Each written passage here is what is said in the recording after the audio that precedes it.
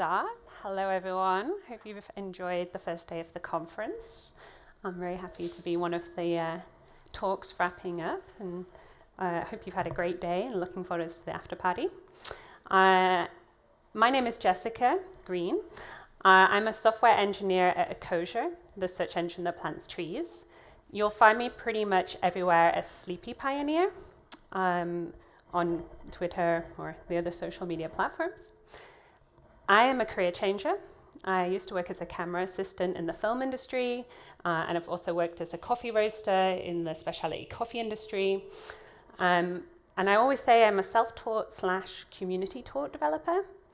I continue to be very involved, particularly with Women Who Go Berlin and Pi Ladies, to name just a couple. If any of you were at Go Days last year, I was here. I gave my first ever conference talk about a Go project that I had built. And here is the token gopher of this talk. I'm actually here to talk about a very different topic. So I'm not really going to talk a lot about Go today, but I think it's a topic that's gaining a lot of momentum at the moment, and hopefully you find it as interesting as I do. So recently in the news, and not so recently, we've seen a lot of reports around deforestation. This is a picture from Brazil, where they've done what they typically call sweep and burn to clear the land for other crops or for animals. This is in Indonesia. This is the results of a palm plantation where hectares of land are burnt to make way to grow crops that we particularly are interested in having in various products here in the West. And we're also seeing reports about plastics in the ocean, particularly microplastics, which are not only harmful to the animals, but also that we are starting to consume, and we don't really know the results of how that's going to affect us. Particularly keen to my heart is this is a picture of Ethiopia that I took when I was visiting coffee farmers there. And it's the birthplace of coffee, arguably one of the best origins of coffee, at least in my opinion. Coffee is a very subjective matter. But the rains there have declined by 15 to 20%. And it's predicted that they will lose 39 to 59% of all of their growing regions by 2100, which means we, in the not so distant future, will just not have coffee from Ethiopia. Very recently, we've seen the increased amount of fires happening in Australia. And I think this has been particularly prominent, particularly living somewhere like Berlin that's very international. I've met quite a few Australians here, and they have shared with me stories from back home, from family members. This particular quote is from Emily's cousin, who had written an email to her saying just how powerless she felt, being unable to provide fresh air for her children, and also just not being able to go anywhere. There is nowhere to go because they're happening all around the country. With that, we're seeing a big rise of movements like Extinction Rebellion or Fridays for Future, getting out on the streets and protesting and wanting to have their voices heard that we need to make change. And we're also seeing a lot of people individually wanting to make change, whether that be eating less meat, maybe not flying as much, or looking for ways to interact with online products that give them a sense of the impact that their digital life is having on the real world. And that's where Ecosia comes in. Rough gauge, how many people have already heard of Ecosia here? Oh, wow, okay. So talk is finished. Great. So Ecosia is the search engine that plants trees. We're an extension, or we also have iOS and Android apps that you can download. The way it works is very similar to other search engines, such as Google or DuckDuckGo. You search the web. There are ads that you see as results. They generate income, and we're using this income to plant trees. In January 2015, Ecosia is actually 10 years old. I'm not sure if everyone knows that. And the first 1 million trees were planted by Ecosia users in January of 2015. By June 2018, our users' searches had planted 30 million trees, and by February of last year, there was 50 million trees planted by Ecosia's users' searches. Today, there's over 81 million trees planted, so our rate of being able to put trees in the ground has increased, and we are doing that in, at the moment, 16 countries, over 26 projects, but that is slowly, or quite quickly at the moment, increasing. And I think this quote from Kimberly, for me, really puts down why Ecosia is something that is so easy for people to connect with and get started with. It's that to find out that a simple search can help aid in the planting of trees is so menial, like so much an everyday task, that it's hard to find a reason not to do it. And I think that's what we're doing incredibly well, is we're providing a service that's very familiar.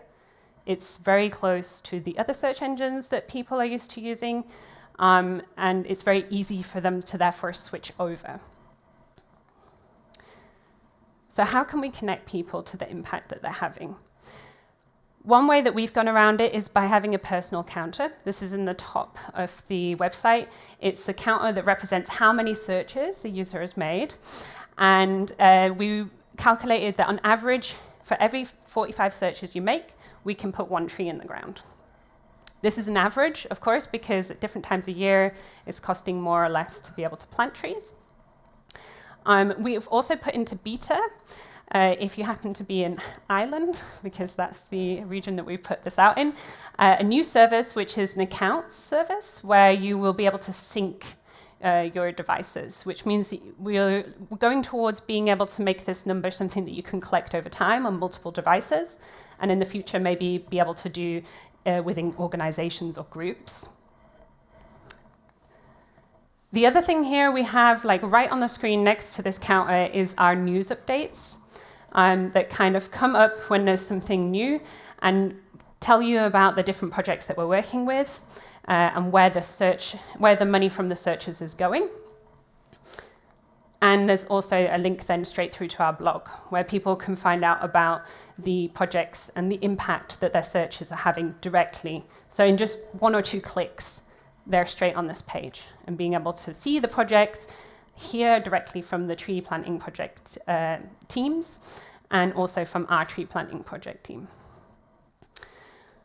We've also started to introduce a couple of new things last year, and these are all about trying to help people make more sustainable choices or more informed choices when on the web.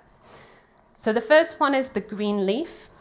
This is highlighting search results from companies who are operating sustainable. These are not paid results, so these are not ads. They're taken from a list of organizations that have been certified, and many of them, similar to Ecosia, are also B corporations, which means they've been certified on a number of qualities for how they're running as a business as well. The flip side of that is we're also highlighting companies who are supporting fossil fuel. So coal production is coal is one of the things that is harming our environment and also our health the most. However, many companies out there are still supporting it, be that helping to find mining sites, helping to create equipment, or actually just doing the coal mining themselves. We have a list from our friends called the Coal Exit List, and we're using that to be able to highlight companies who are in these practices. And again, these are not paid results. It's purely put there just so you can make more informed decisions as a consumer. We're also recognizing that travel is something quite important to most people's lives, particularly if you're living somewhere that you don't originate from. And we introduced last year Ecosia Travel, which is linking out to our partners for booking hotels. Very similar to other booking agencies, if people book through one of our links, we earn revenue and we put that straight into our tree planting project. And we average around 25 trees per booking. This is definitely not an ideal area because travel in itself has a lot of question marks around it, but I think it's very important as a company to recognize what's necessity within people's lives. And we would like to move more in the direction of working with partners in this way to be able to offer users that are searching for various products a chance to make a more sustainable choice when doing so. So one of the key things to think about here when you're asking people to invest in your product and you're telling them we're doing this thing and it's awesome, you should trust us, is how to build the trust. One of the biggest questions asked around Ecosia in the search results is, do we really plant trees? So we do. Don't worry, the talk isn't taking a nosedive there, but I think it's really good that people ask this question, like, why should you trust a company that says it's going to do something for the environment or anything for that matter? So as well as the blog posts and the news updates that I showed you, we're also really following up on this in our social medias. We also have contact from the tree planting projects to the users, but also the other way around recently. We took messages from users to the tree planting projects. So really trying to build that connection. We also have a YouTube channel, which has really fabulous tree updates on it, which are a way that people can get like a little update on what's been going on in the tree project. Peter, our tree planting manager, I think is his title, is a very entertaining guy. So I really recommend checking them out. We also believe in full transparency if you want to build trust. So it's really important to know where the money goes. So as a company, we put out these financial reports that say exactly how much money has come in and what has gone out. Also where it went to, so which projects we were specifically funded that month. And then we also have a fund which essentially collects the extra money so that we can continue to always guarantee to pay our projects. So even in months where the revenue is slightly less, we have this extra money that we can make sure that they get paid for the work that they do on time. We also believe a sustainable and green search should be a private search. So we want to build trust. We want to make sure that you as a user or our users are able to know that they can search with us with as much privacy as many of the other search engines out there that are focused on privacy. So we're not storing searches permanently. We don't sell the data to advertisers. The searches are encrypted. We don't use external tracking tools. And if you're still not okay with it, you can turn the tracking off completely. Of course, we do some tracking, and that's mainly to increase the user experience. Unlike other search engines that maybe do a lot of tracking, they're able to give you a very personalized result. That's something that we can't. If we don't track you, then it's very hard for us to give you an absolute result personalized to you or on your previous searches. But we also believe that's a good thing, and that's the world that we would like to live in. So really what I'm talking about here is having an interface that is familiar, that people already can interact with very quickly off the bat, but where they can very quickly connect to what they are doing, and that their digital life can also have an impact on the world around them. But I'd like to go a bit further, because I think we were just having this discussion before the talk about, as technologists, we have to think about the power that our code needs to run.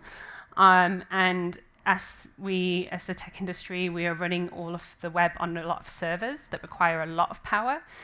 Most of that is not, unfortunately, run on renewables. But with Ecosia, that's not true. So Ecosia is actually a carbon negative search engine. We're achieving this through having solar panel plants that offset our own infrastructure and also help offset the infrastructure of the partners that we've chosen to work with who maybe are not quite there yet. We are pushing that the partners that we work with will maybe also become carbon negative, and many of them now, as we see growth in our user base, are starting to take note. Sorry. We're also looking for smaller things within the company that we can do to make a difference. So I think we're not uncommon in having a office library. However, when we want to order books, we order them from a local shop around the corner rather than instantly running to Amazon. Of course, there are certain things that we have to buy or that we do buy on Amazon, but it's not our first point of contact. Also, the same for buying machinery. If possible, we try to buy like refurbished displays for new colleagues joining the team. And it's also really about trying to, as a team, encourage and support everyone at Ecosia also living more sustainable. It's something that for me, I've been there just over a year and my eyes have been somewhat opened, let's say. So we have 2 remote days per week. We also have remote weeks around the major holidays in Germany. And in general, we have remote work. This not only means that some of our colleagues who have come from further afield can spend more time with loved ones and less time traveling, but also allows for us to support greener travel. So this picture is my breakfast from the Eurostar when I came back from England last year. It's about an 8-hour journey, so it's perfect. It's a work day. And I can tell you the Wi-Fi did hold up for the most. So hopefully the money that they're putting into the Deutsche Bahn will improve that even more. But yeah, it's a really great opportunity. I mean, it does cost more, of course, but not having to take the extra day holiday really meant that this was a possibility for me. We also offer the opportunity to go to the tree planting projects, to meet the people who are working there, because we're about 50 people in the Berlin office, but Ecosia is actually supporting the wages of many more people. So I think it's really good to be able to have that perspective, but also to meet those people and for them to be able to meet us and to share ideas. And we recently added a climate demonstration policy to the company, which means anyone in the team can join a demonstration happening without the need to take a holiday. And I think this is something that more companies could do. So it really encourages a team effort to go and support these things. Like, for instance, one of our colleagues is from Australia, and he was looking for people to go with him to stand outside the Australian embassy for the demonstrations that happened 2 weeks ago. And I think it's also allowing us to inform ourselves more about what is happening with these climate actions. We've also received some training from organizations such as Extinction Rebellion, who will happily do that with companies so that you can educate yourself on how to be part of climate action in a safe way and also a legal way, which is very important, especially if you are not a native of the country that you're demonstrating in. And now I'd like to move slightly different direction. I'd like to talk about the tree planting, because as I mentioned before, we have to build trust that we're actually following through. And I think we're seeing more and more platforms offering tree planting as a solution. And that's great, because forest restoration is just one of the climate change solutions, but it's overwhelmingly more powerful than all the others. And I think we see through reforestation huge benefits, not only to the environment itself, but also to the communities that are surrounding the areas where we do the reforestation, and also for the animals that live in them. So as I mentioned, we have 26 projects over 16 countries and counting. You'll see most of them are around the equator belt, and that's because these are predominantly areas of biodiversity, which means although they are only a small part of the Earth's surface, they hold a huge percentage of vegetation and animal species that are just found nowhere else in our planet. And by reforesting here, we can have a large impact. We can bring back fertile lands. We can help communities not only to have jobs, but also to have better nutrition through agroforestry. And we have the opportunity to save species that otherwise will go extinct. So I'd like to share this example with you of one such project, which is Burkina Faso. And Burkina Faso has seen a huge benefit from these reforestation projects. We've been working with the Homs à Terre project there, because it's very important to work with a local community who know the land, who know the communities, who know the tree, the native tree species.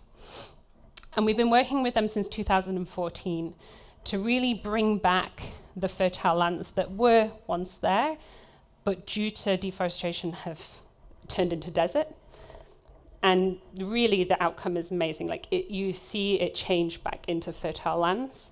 The whole village is coming together and they are planting all the trees together. This not only creates jobs for them, but it also creates a sense of community, particularly for women in these communities. Burkina Faso is not the only place where this has cropped up, and that's why I'm proudly wearing my Trees Empower Women t-shirt today, because we see that their involvement with these projects means not only can they earn a higher income, but they also are able to have more say in the communities that they live in.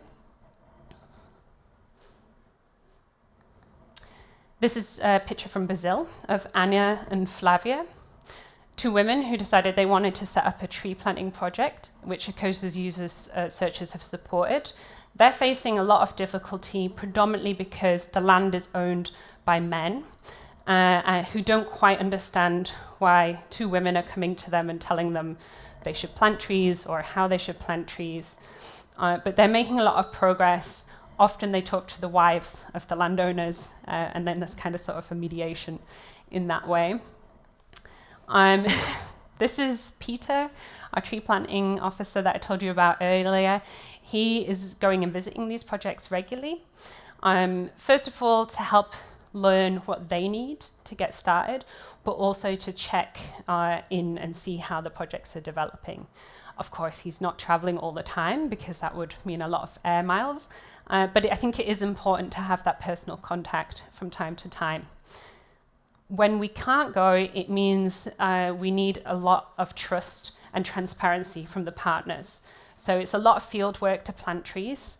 This is one of the big difficulties. Like, it's really good to have a lot of money to plant trees, but you also need the labor force to do it. And there is various auditing being done. We're actually developing an app at the moment which will allow for tree planters to mark where they planted the trees, and then go back and do it again 3 years and 5 years after the trees have been planted, not only to make sure they're in the ground, but also see the health of the trees. And I'm sure you're sat there thinking, this all sounds great, let's do it.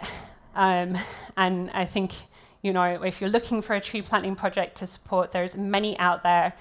But please do ask yourself, are they supporting the local communities? Are they making sure the trees stay in the ground? Are they making sure it's native species? Because if we don't plant native species, we risk invasive species destroying the natural environment there. And that's why I want to share with you the story about Tanzania, which is actually a story that is not so positive, but I think it's really important to be transparent and talk about those experiences as well. So we had a project we were working with in Tanzania, and after doing a number of audits, internal and external, it was revealed that the trees that we had put money into were not being planted. So the money had gone elsewhere. And this can be the case for numerous reasons, but you also have to think that we're working with countries that don't have political setups, the same as we might have in Germany. And we're working in areas where there is a lot of poverty. So we took this very serious, and we stopped the contract with this tree planting project. We wrote the trees off as, they didn't happen. We didn't add them to our counter that we have on our website. And it's a real shame for us, but we're looking for ways that we can work with some of the people in Tanzania that were planting trees. But I think it's really important to remember that you can't always just throw money at a problem.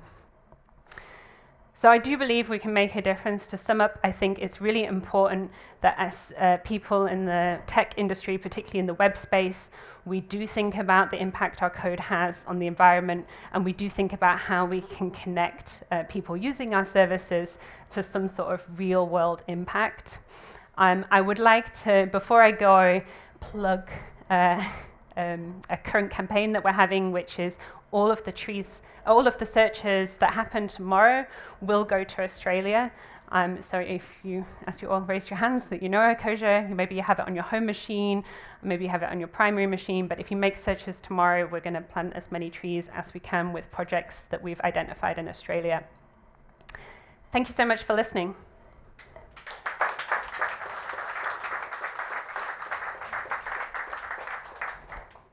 I think I still have, there's 10 minutes, sorry.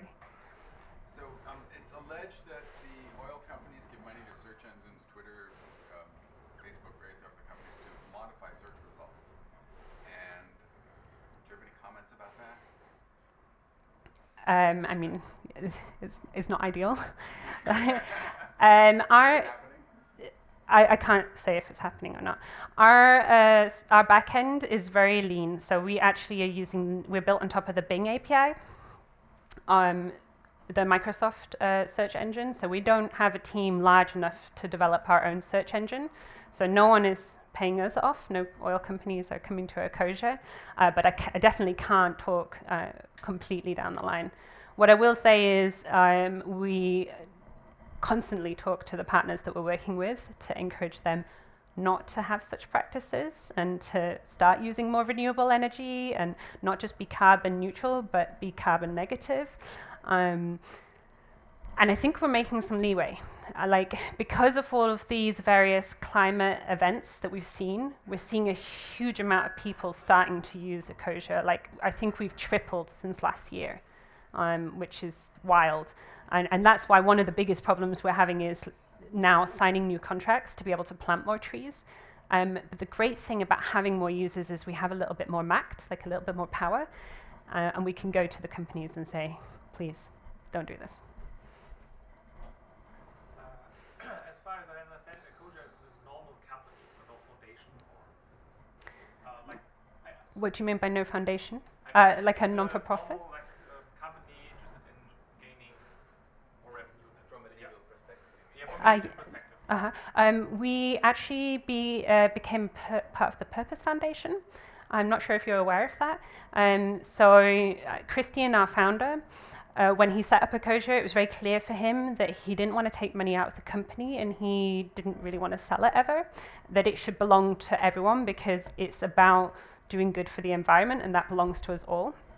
So that was always in his mind, but last year he became part of the Purpose Foundation, which means no money can be taken out of the company and it can never be owned by someone who is not working in the company. So we're not an NGO or we're not like a foundation. We're a profitable company. We have no investors, but we are a Purpose Foundation. And then the second question is how do you decide how much of the revenue you make you spend for trees and maybe you spend for the company to grow in order to make more revenue next year so you can spend more on trees? Of course, great question. So we put most money, we have to pay all of our bills and all of our taxes. And then we also put some money into a future-proofing fund, you could say. Not a huge amount, just enough that if that we can pay all the employees, essentially. So, if suddenly everything stops working, we don't fire people and they don't have a job next month. We would be able to continue. But then most of the money goes into planting trees. So everything that we're trying to do as a company is thinking about how can we put more trees in the ground. So that's part of the reason why we don't have a huge team. We're about 50, that's for everyone. We're about 13 developers, I think. And that's a conscious decision. So there are no large growth plans for the next years where you say we have to triple the team to get more reach, more revenue? We're growing at the moment. We'll say hiring at the moment. So if anyone's interested, you can ask me after. So yes, we are growing. Part of that is from that money that I just talked about. Part of that is from the fact that we're getting more users, so we're having more revenue and income coming in, so we know that we can afford to grow.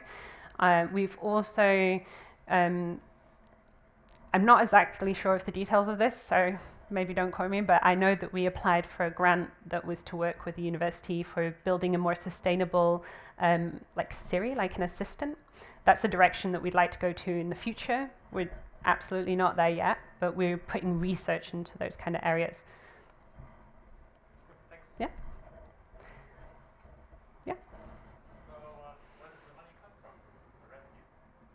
From adverts. So similar to any other search engine that you use, some of the results are going to be ads, and we get the money from the adverts that are displayed.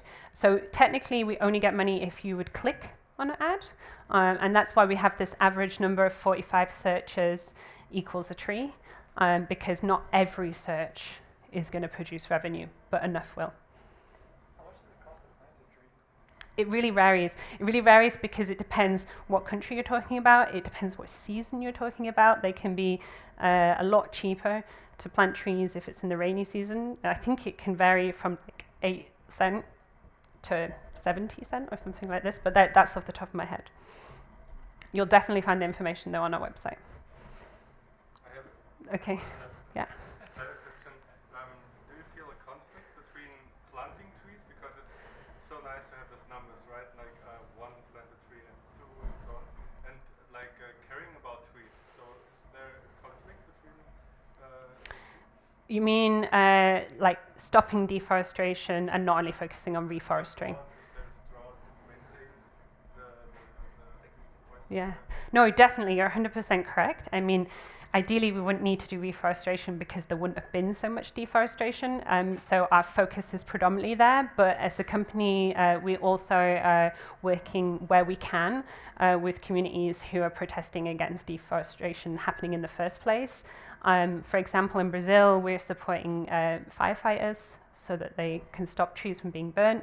In Germany, I don't know if anyone knows the Hambach forest. That was essentially is being destroyed by a big power company, and we went down there and offered to buy it. It was rejected, but it also gathers some momentum, and now they're actually having to halt this, not per se because of what we did, but yeah. And I agree with you. I think it's really important to also protect the trees we have. I think. Quite similar question. Like you said, at the moment it's hard to find the next project where you can plant trees. Are there any plans to switch to other activities? Yeah, great. Projects, but not plant trees. Yeah, good question. Actually, this came up very recently. We have our weekly Friday meetings, and this was a point that came up. And at the moment, not really, but it's something that's in the back of our mind, and we definitely are looking into other ways that we maybe can support also the communities in those areas. I've got time for one more question. Go for it.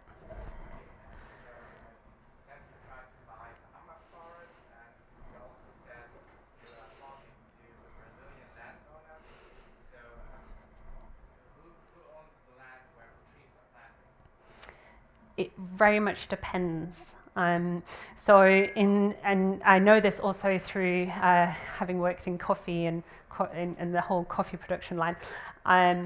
Yeah, it really depends, and it can also get quite political in that way. So we're definitely looking for areas, be them privately owned or be them community owned, where the trees will stay. I think you also have to really work with local communities to maintain that.